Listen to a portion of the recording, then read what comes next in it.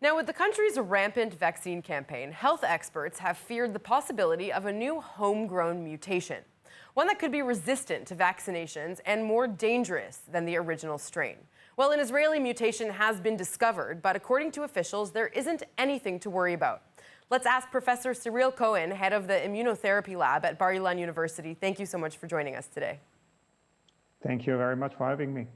Well, the variant has so far been confirmed in around 180 patients from Haifa in the north to Beersheba in the south. But it's believed that there could be maybe hundreds more cases around the country. What are officials saying why we shouldn't worry about this? And how much do we really know? So if we analyze the genetic sequence of that variant, what we can see is that it bears a mutation that is reminiscent from what we are seeing also in the British variant. Only one compared to two that are mostly prominent in the British variant. And the other thing we know is that that variant, the Israeli variant, has been around for something like a few months, okay, more than half a year around, and it hasn't, superseded or even caused more morbidity, or is not, very prominent in all parts of Israel. So we did discover hundreds of cases, but this variant is not, we believe, very dangerous. Especially, we do not believe that it is resistant against the vaccine. Professor, there have been, several strains reported throughout the world, probably many more we don't know about. How are we certain that this mutation developed right here inside of Israel? Basically, what you do is that there is a worldwide database in which people are contributing the genetic sequences of the viruses that were isolated in each country. You can usually trace, those viruses and discover. When you discover a few cases, you automatically can update the database and you compare whatever you found in your country to whatever is known in the world.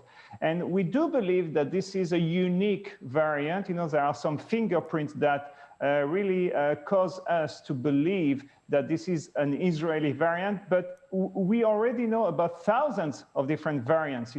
So we're not really concerned. The point is that when a variant becomes more virulent, then you can talk about what we call a variant of concern, a VOC. And so far, there are 3 variants of concern on the list of the WHO: the British variant, the South African, and the Brazilian variant.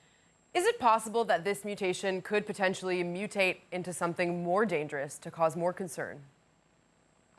Everything is possible, and that's why we should encourage people to get vaccinated to stop the spread of the virus, because every time a virus or a variant infects someone, it has a potential to mutate and change itself and generate a new variant.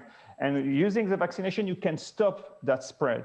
Therefore, it is very important to stop that. On the other hand, again, what is very interesting, what we are seeing around the world, is that the same mutations are popping up, around different countries. Therefore, we do believe that there is a biological convergence in that thing, meaning that at some point, all those variants will look alike. Netanyahu mentioned that it could be roughly 6 months to a year before the entire country has to be revaccinated again. Do you have any predictions about what might happen in 6 months to a year?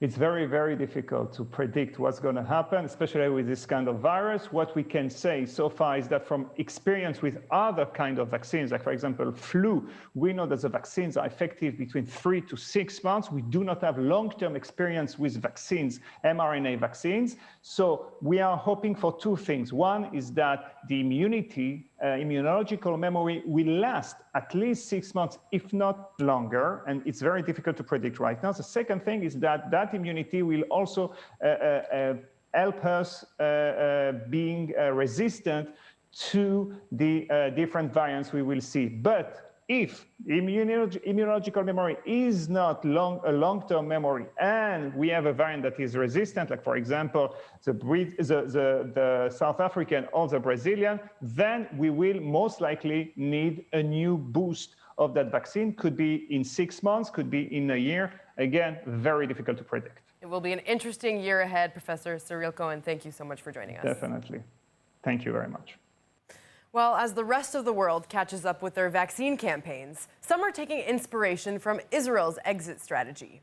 New York City will adopt Israel's COVID digital pass plan, giving citizens access to various facilities and amenities if and only if they present a special pass that proves they've been vaccinated, recovered from the virus, or tested negative. According to a statement from Governor Andrew Cuomo, like in Israel, individuals will be able to either print out their pass or store it on their smartphones using a special app. Big venues such as Madison Square Garden will start using the program at the beginning of April, eventually expanding to smaller arts, entertainment, and event venues. If the program is successful, it could just be a matter of months until it's implemented nationwide throughout the United States.